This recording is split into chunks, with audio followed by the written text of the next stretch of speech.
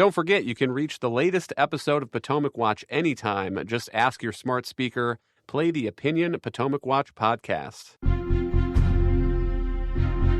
From the opinion pages of the Wall Street Journal, this is Potomac Watch. Welcome back. I'm Kim Strassel here with Jillian Melchior and Kate Batchelder Odell. Let's turn to the situation in Washington, and in particular, let's listen to Joe Biden talk a little bit about those negotiations. This is too serious. Like I said, I am willing to make significant compromises on the border. We need to fix the broken border system. It is broken. And thus far, I've gotten no response. Kate, it strikes me the tragedy of this standoff in Congress is that the contours of a deal here have actually been flamingly evident for several months now. The White House back in the summer tried to push through this money on a standalone basis.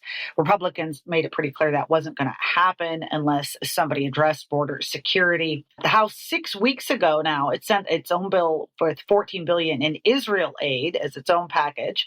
But since that was paid for by pulling back some of the huge amounts of money that had gone to the IRS, the Senate has so far refused to move it. Democrats have also continued to balk at requests the GOP have made on the border. Last week, Chuck Schumer once again tried to push through a clean funding bill that included all the money for Ukraine and Israel and some for Taiwan, but with nothing on the border. Every Republican voted no to send the message again about border provisions. It was after that Biden made that comment, which in my mind was the first time he had really acknowledged a border problem and said he was willing to make significant concessions, but still no real movement yet. And I don't feel this is necessarily all on Republicans.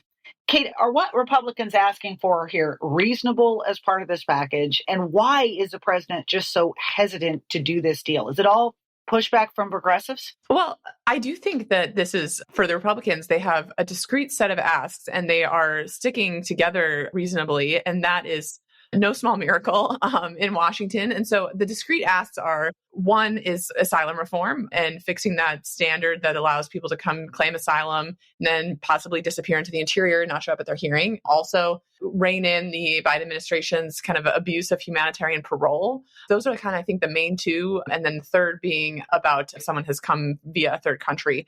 But I think that there's progress being made on some of this. And you did have, I think, that vote where the Republicans stuck together in the Senate to block a clean Ukraine bill from moving, even though a lot of those senators really want money for Ukraine and think that the U.S. has a real security interest in what happens there. I do think that was a reality check for the White House. You now have the president out there saying he's willing to make a deal, I suppose, but he has not really leaned in yet, as you might expect a commander-in-chief to do. And again, he campaigned on being the guy who cuts the deals, knows how Congress works, and well, he's got a prime opportunity here and we haven't seen him exploit it. To your point, some of that is going to come down to the progressives and some resistance he's facing in his own caucus about the border. And so you already have some progressive Democrats crying that these changes to the border represent Trump era. Basically, he'd be no better than Trump if he did this deal.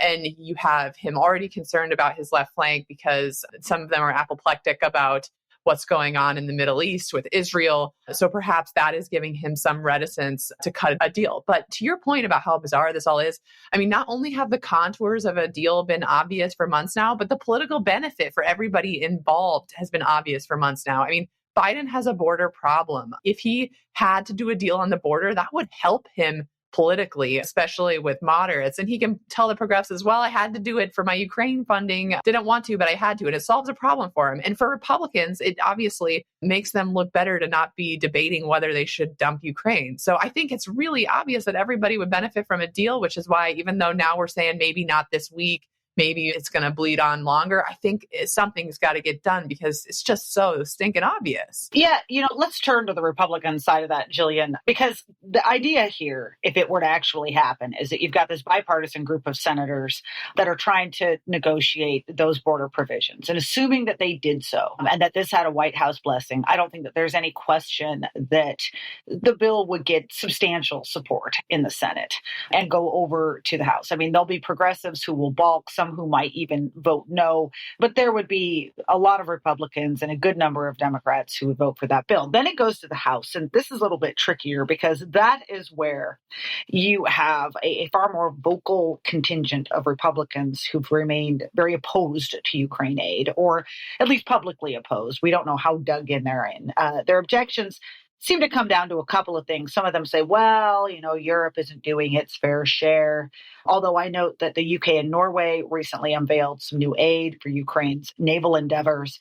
Some say not enough oversight of Ukrainian funds. There's too much Ukrainian corruption. I know that you've been looking into some of these complaints. What's the reality on the ground? And how does Speaker Mike Johnson going about getting his own Republicans on board with this? Yeah, so let's talk first about the argument that Europe isn't doing its fair share. It's a really difficult thing to quantify what's a fair share. The U.S. has a bigger economy than the EU. But if you start to break it down, I'm looking at the American Enterprise Institute numbers. The U.S. has appropriated about $113 billion in Ukraine-related funds compared to about $91 billion for the EU and its member states. But when you start to drill down into those numbers, $113 billion in Ukraine-related funds doesn't mean like $113 billion in suitcases sent to Ukraine. We got to keep in mind that about 60% of this money is actually being spent in the U.S., and that's including for building up our stockpiles, for replacing some of the older stuff we've sent to Ukraine with newer and better stuff for our stockpile. In addition to that, some of what is passed is for supporting global food security, for energy security in Moldova, for supporting U.S. troop presence in Europe. So that $113 billion starts to go down pretty quickly. And, there are new numbers out from this German think tank, the Kiel Institute. And what it's finding is that if you look just at the direct assistance to Ukraine, just what's going compared Europe and the United States to Ukraine, EU members and institutions have committed. Now, this is money that's committed. Some of it's delivered already, some of it's not.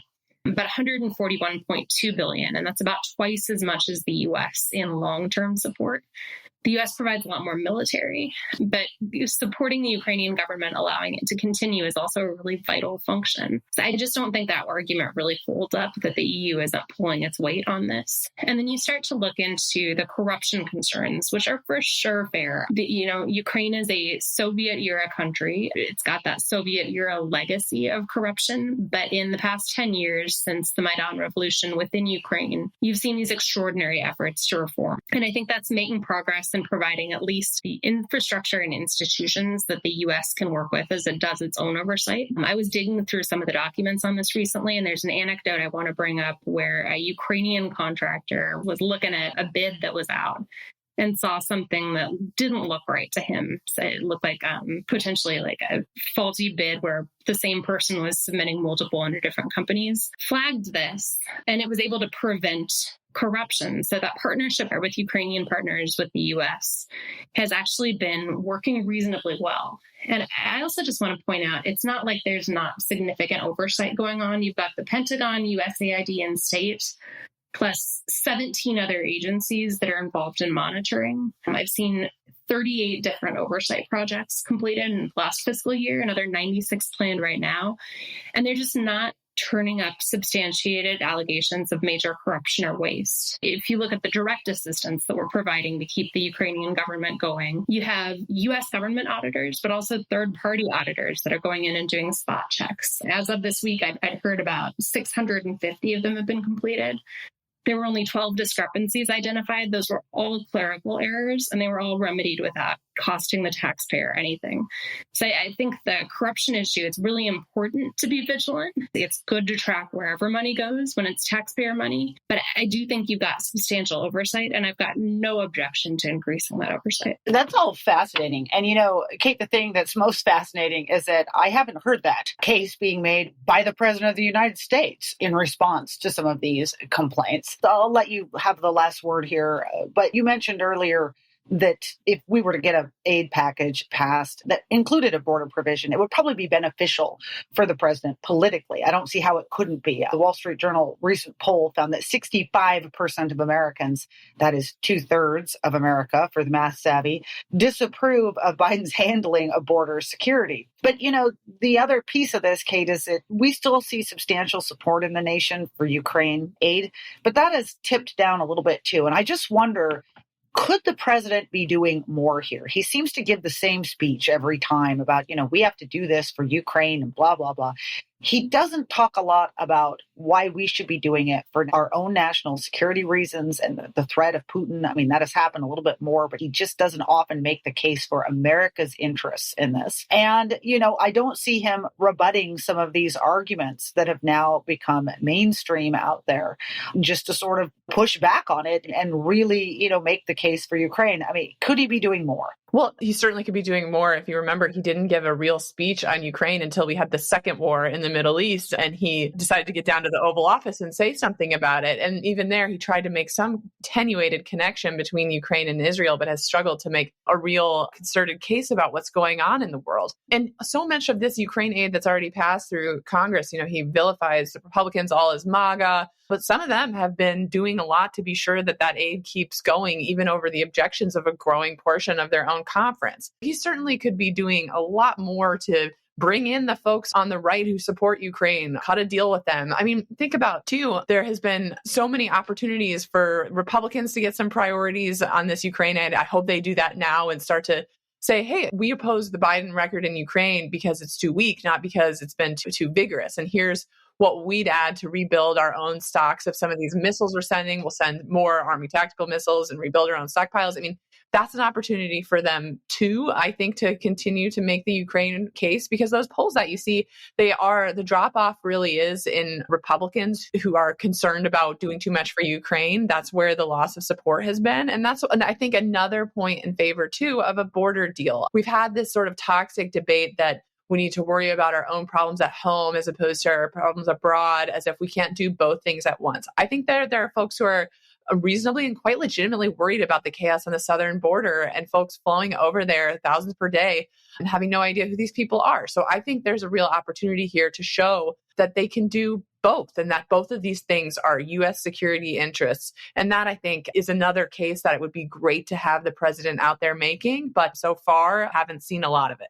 Thank you, Kate. Thank you, Jillian. We thank our listeners, and we remind you that we are here every weekday. We'll be back tomorrow. You can email us at pwpodcast@wsj.com. And if you like the show, please hit the subscribe button. Thank you.